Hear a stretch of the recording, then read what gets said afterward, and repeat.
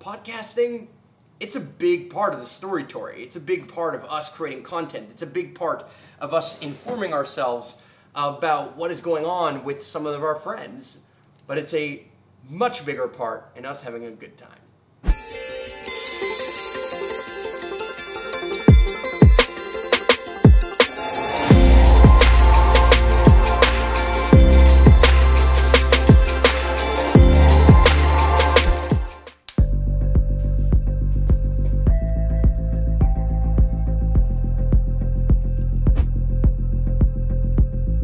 Flicking the switch.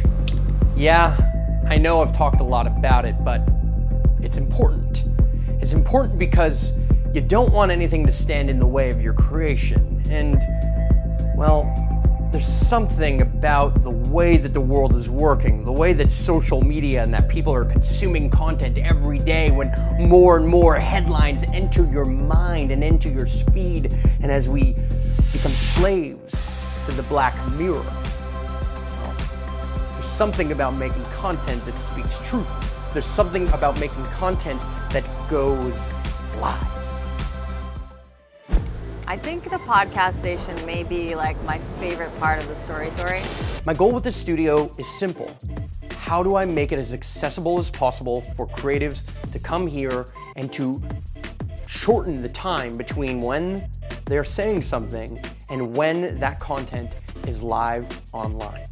You get what I'm trying to say? Do you get the vision of what I'm going for? I think it's time that we pimp out this podcast booth.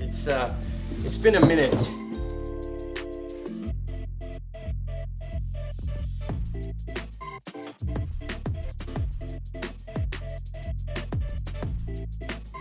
I can't believe it. They ship this whole beautiful thing, this whole beautiful rack. They give you all the rails and everything, but they don't give you screws for the rails. You pay hundreds and hundreds of dollars and they can't give you like 8 screws. Damn it. We've got the Scarlett Octo Pre 8-channel mic preamp here.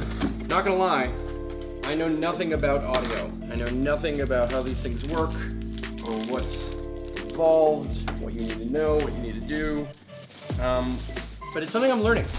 You know, and that's kind of, I think, the point. You know, being able to come out and learn a skill and learn what it takes to make these kinds of things happen, and to do this on a pro level is always exciting. And so, just gonna put some time in, learn the deets, learn what it takes to do this kind of stuff. It looks good though, I'll say that. And we're rolling, and not only are we live and recording audio, but video as well, and streaming across social networks as well. So we're really using every tool that's available to expand that reach. So just like everything else in the Storytory, this setup is meant to go live at all times. It's meant to be just a couple of flicks, as you saw. The people that I've seen on these podcasts are not only very intelligent individuals, but they're very committed to their mission and their goals in their lives. And they all seem to relate to freedom culture and want to live a lifestyle that is their own, that is by their own design. And I think that's the similarity that I see amongst the individuals that are showing up to this podcast booth. It's not about the equipment. Well, I mean, it helps. It definitely looks professional, and that's why we do it. But I'm becoming a stickler for audio. I've learned a thing or two about video over the years, but I've never really been that deep into what it takes to make a really good sound. But I went to, well, a couple of shows recently, and I started to recognize just how impactful light and sound could be for bringing people together, and how much of part of the show a concert is, not only through its music, but through the quality of the speakers, the quality of the light show that goes with it. And well, we've got some really great equipment here. It's, like I said, modeled after Joe Rogan and some of the things that he's using, with a little twist from some of my friends like Jesse Daniel Smith, who's an auditory genius. Appreciate it. Maybe? If you want to know what kind of equipment we're using, you can always find the link down below to my kit, where I talk about what I use as a daily vlogger, and I also talk about what we use for this live podcast. Now, this setup is meant for that. It's meant for us to go live. It's meant to mimic shows that I've watched for years, like Joe Rogan or, well, a ton of YouTubers online that get to speak about the current happenings, the things that are happening each and every day. So whether that be, I don't know, cryptocurrencies going up or down, or something happened in global politics, or whether that be something that we just want to shoot the shit about or make a joke about. This space represents the equipment that we need to run a professional studio, not only for myself, but for all those who are involved in Superhero Academy, including the multiple teachers that will be coming into this space. What could be more dope? And well, through the use of apps like Cinamaker, well, we were able to do that in a powerful way. We're not quite fully dialed, but, well, you'll know when we are, because you'll see it.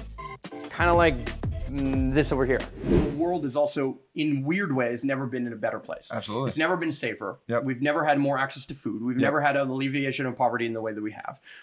It's never been better, and I know that that's not true for everyone, and nothing is true for everyone. No, I would definitely say that person to person, history is unbelievably this is the most peaceful time we've ever had. Literally. I'm with that. There's no ifs or buts about the fact that many things are better. Now, how long that sustains is the challenge, but that's the game that we get to play. That's what we get to be like. That's what Superhero Academy is about, is to try and make that happen and to participate in that and to take some level of personal responsibility. Yeah.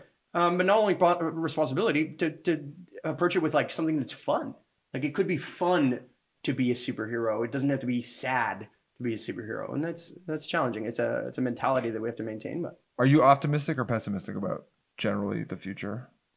Kind of indifferent. More optimistic, I would say, and then more pessimistic some days. Okay, so it depends on you, how much you've eaten, how you slept, and blah blah blah. Yeah. Okay. Yeah.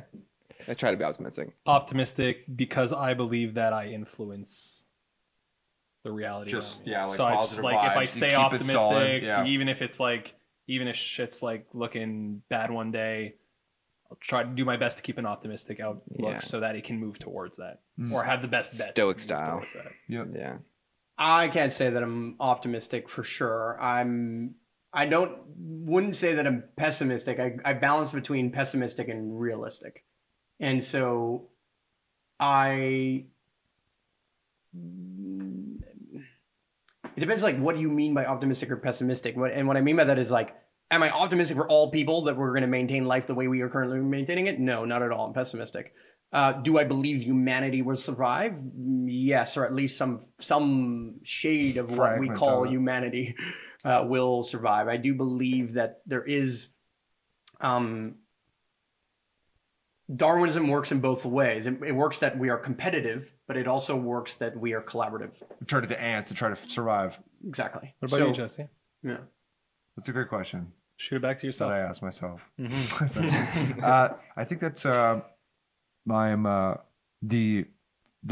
being that is poisoned by individualism is pessimistic, because it means that my identity is going to change so much because I won't be able to just do exactly what I'm doing now.